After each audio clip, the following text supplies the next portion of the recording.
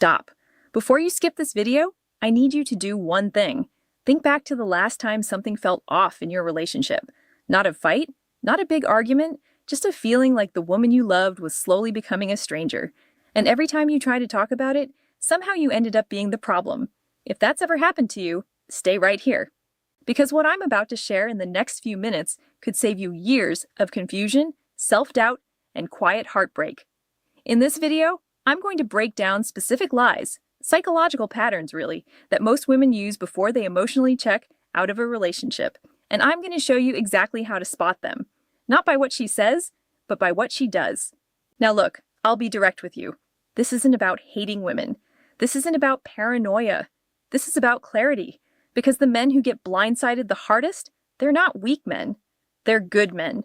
Men who trusted, men who believed, men who gave everything. And that's exactly why they didn't see it coming. But here's the thing, and I want you to hold on to this until the end of the video. There is one single rule that will protect you from all 4 of these lies. One move, not 2, not 10. 1, and I'll give it to you before this video ends. But first, you need to understand the lies themselves. I'm a psychologist and relationship coach. I've spent years sitting across from men, good men, successful men, who came to me shattered. Not because they were controlling, not because they were bad partners, but because they missed the pattern. And the painful part, every single one of them said the same thing afterward. The signs were there. I just didn't know what I was looking at. Men, that's exactly what this channel is built for. So if you're new here, welcome. Hit that subscribe button right now, because every week I put out content that most people in this space are too afraid to say out loud. And if you're already part of this community, you already know what we're about. Now, let's talk about the lies. Before we get into each lie, I want you to understand something critical. These 4 lies don't show up randomly. They follow a sequence. They start subtly, almost innocent, and then they escalate. Each one layering on top of the last until the man in the relationship is so confused, so gaslit, so deep inside her frame that by the time the truth comes out, he's already lost months, sometimes years. And the worst part? He'll blame himself because she made sure of that. So, I want you to watch this entire video, not just for the lies, but for the sequence. Because understanding the order they come in is just as important as understanding what they mean. Stay with me. This is where it gets real.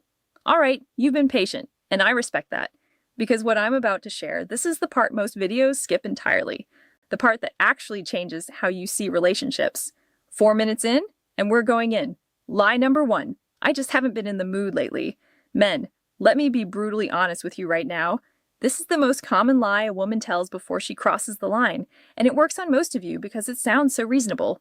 Everyone gets tired, work piles up, stress builds, life gets heavy. You hear it, and your instincts tell you, be understanding. Give her space, don't pressure her. You think you're being a good partner, but here's the truth that most women will never tell you. When she truly loves you, stress doesn't push her away, it pulls her closer. When she's exhausted after a long week, she still wants your arms around her. Maybe not passion every single night, but closeness, comfort, safety, the feeling of her man. Real love doesn't shut down physical connection. It seeks it even in exhaustion. So when she suddenly has zero interest in touching you, no spark, no closeness, not for a week, not for a month, when she flinches at your hand on her back, when casual affection feels like a burden to her, that is not stress. That is redirection. Pause. Her body didn't stop wanting intimacy. It stopped wanting intimacy with you. And here's the cruel psychology behind it. When a woman begins investing emotionally in another man, her body reacts. Intimacy with you starts to feel like a betrayal, not of you, but of him. The new man becomes her emotional center, and suddenly, you are the obstacle. Touching you feels wrong, uncomfortable, even repulsive to her. She's not tired, men. She's protecting a bond she's secretly building somewhere else. Let me make this real for you with a story. David, 41 years old, financial analyst, came to me completely devastated. His girlfriend of 3 years had been pulling away for months. Every time he reached for her, she said the same thing. I'm just not in the mood. Work has me drained. And David believed her because it made sense. Long hours, deadlines, pressure. But then he started noticing something that didn't add up. She was at the gym every morning at 6 a.m., something she hadn't done in years. New wardrobe, tight dresses, expensive makeup. Her Instagram was full of confident selfies, but in private, she wouldn't even hold his hand. That's when David realized the painful truth. She wasn't out of the mood. She was out of the mood with him. And men, here's what I need you to hold on to, because this connects directly to line number 2. And when you see how they work together, it will change everything. But first, at that contrast I just described, her mouth says, "I'm tired." Her actions say, "I'm alive again, just not for you." That contrast is your answer. Watch for it. And real quick, if this is already hitting different for you, if you're nodding your head right now, hit that subscribe button because I do this every single week. And the next video in this series is going to go even deeper into the psychological patterns behind female behavior in relationships. You don't want to miss it. All right, back to it. Line number 2. I just want to focus on myself right now. At first, this sounds like the most evolved thing a partner could say. And honestly, you probably even feel proud when you hear it. Finally, she's doing the inner work. She's growing. This is good for both of us. And men, I want to be fair here. Sometimes that's exactly what it is.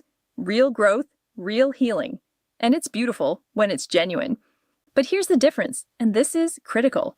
When a woman truly wants to grow inside a healthy relationship, she includes you in that process. She shares what she's learning. She talks about boundaries and then asks about yours. She reads a book on attachment styles and says, "Hey, let's talk about how this applies to us." Real growth in love is collaborative. It pulls a couple closer. But when she wants to focus on herself in total isolation, when every effort you make to be part of her journey is met with resistance, when your presence is treated like an obstacle to her growth, that is not self-care. That is self-separation. It's her building a version of herself, one that no longer includes you, so that when she eventually steps out emotionally or physically, she can tell herself, "I just outgrew him." And here's the part that will make your blood run cold. She'll make you feel guilty for wanting to be included. She'll call you controlling.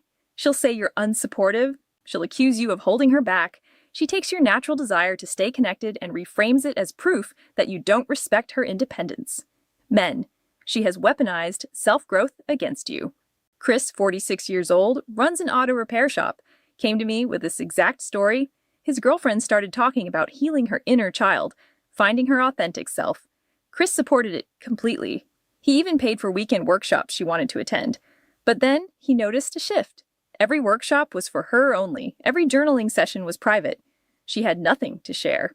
When Chris suggested reading one of the same books so they could talk about it together, she snapped, "This is my journey, not ours." And every time Chris asked about what she was learning, she accused him of suffocating her growth. Meanwhile, her self-focus included going out of town more often, late nights at events he wasn't invited to, hours online with new friends he'd never met. Chris realized the truth. She wasn't healing her relationship with him. She was creating the emotional distance she needed to justify leaving him. Men, the question is simple. Does her growth bring you closer or push you out? Does she include you in her discoveries, or does every step she takes require you to disappear? Real growth makes love stronger. Fake growth makes betrayal easier. And remember, I told you these lies follow a sequence, because lie number 3 is where it gets dangerous in a completely different way. It's the one that makes you the villain. Lie number 3, you're being too controlling. This one is the most psychologically dangerous of all 4, because it doesn't just deflect her behavior, it rewires your mind. Here's how it works. You ask a perfectly reasonable question. Where were you last night? Who were you texting during dinner? Normal questions, the kind any caring partner would ask. And instead of answering, she attacks. Suddenly, the issue isn't her behavior. It's your insecurity, your supposed toxicity, your controlling nature. Men, listen to me very carefully. When a woman has nothing to hide, her instinctive response to questions is clarity, not combat. She explains, she reassures, she gives you details without you even needing to press. Transparency feels natural when you're telling the truth. But when she's keeping secrets, every question feels like an interrogation. Every answer risks exposure, so she doesn't answer. She attacks. Mark, 54 years old, restaurant manager, told me about this exact moment. One night, he noticed his girlfriend texting, hiding her phone screen. He asked casually, no anger, no accusation, "Who's messaging you this late?" Her response? She exploded. "Why are you always checking on me? You're so possessive. I can't breathe with you. You're insecure. You're controlling. You're toxic." Within minutes, Mark was apologizing for asking a simple question. Later, he found out she had been building a relationship with a coworker, the exact man she was texting that night. The explosion wasn't emotional. It was calculated. Men, if you're watching this and feeling that gut punch of recognition, subscribe right now. Share this video with a brother who needs to hear it, because this kind of clarity you don't get at most places, and I put it out every single week.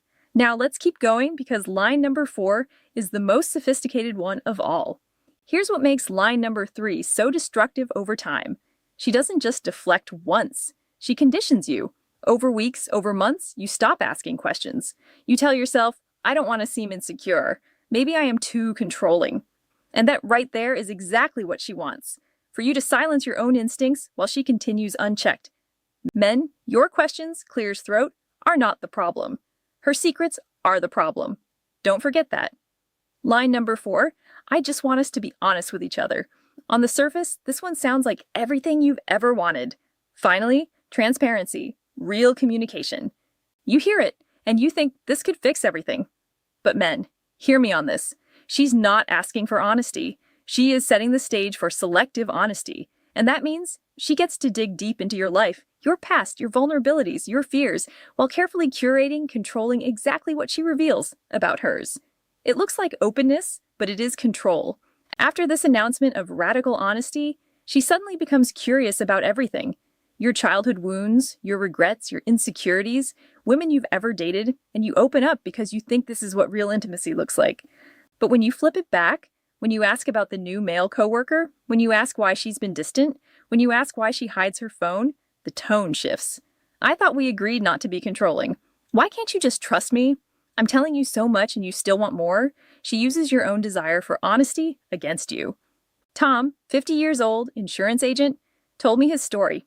His girlfriend wanted to know everything about him, his first heartbreak, his fears about getting older, embarrassing mistakes from his past, and Tom opened up because she made it feel like intimacy. But whenever he asked even simple questions, who were you with after work? Can I see the messages that upset you? She would dodge, deflect, accuse. You're too suspicious. Why can't you trust me? I share so much, and it's still not enough for you. And while Tom was bearing his soul, she was hiding the one thing that mattered most, her growing emotional connection with another man. Men, this is the cruel genius of selective honesty. It gives you just enough truth to keep you calm while hiding the truth that would set off every alarm in your body. It feeds you scraps of transparency so you feel guilty for asking for a full meal. Real honesty is mutual. It flows naturally in both directions. It doesn't feel like pulling teeth. It doesn't make you feel guilty for asking. If she's open about things that make her look good but shuts down when questions cut close to her behavior, that's not vulnerability. That's strategy. Now, I told you at the beginning of this video, there is one thing you must do when you hear any of these 4 lies. Not argue, not chase, do not demand answers. Because when you argue, you look insecure. When you chase, you feed her excuses. And when you debate her words, she's already proving her actions somewhere else. So here it is, the golden rule. Don't argue, don't chase, just observe, because actions never lie. When she says, I'm not in the mood, don't fight her on it. Watch instead. Does she still seek closeness in small ways, or has she withdrawn completely while investing in her appearance for everyone else? That contrast tells you everything. When she says, I want to focus on myself, don't beg, observe. Does her growth bring you closer, or does it require you to disappear? When she says, you're too controlling, don't get defensive. Ask yourself, was my question unreasonable or was it basic? The type any healthy partner would ask.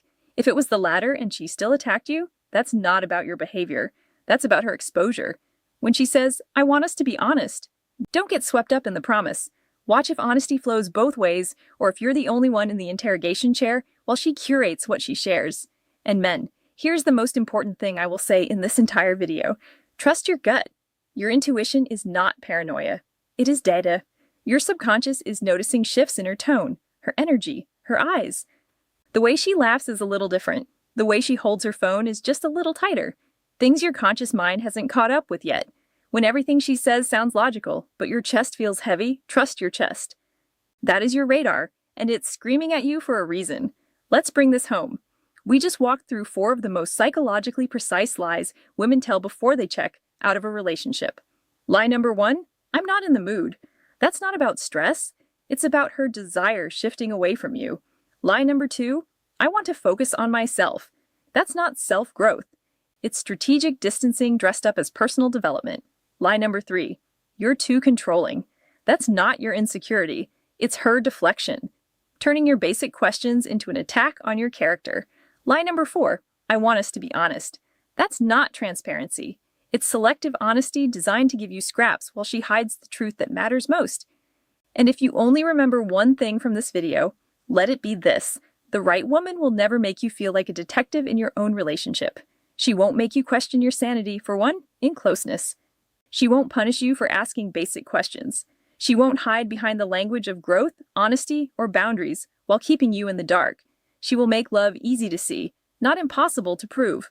And your power, men, your real power, is not in arguing. It's not in chasing. It's in watching, in trusting your gut, in walking away calmly, confidently when her actions speak louder than every word she says.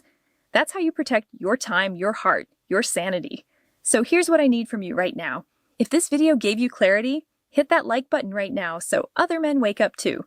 Subscribe, because every single day I come back here with the truths most people in this space will never say out loud. Drop a comment.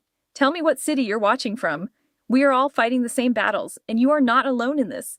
Share this with a brother who needs to hear it, because manipulation thrives in silence, and truth spreads when men like you speak it, share it, and live it. Stay awake, stay sharp, and never ever let anyone convince you that confusion is love.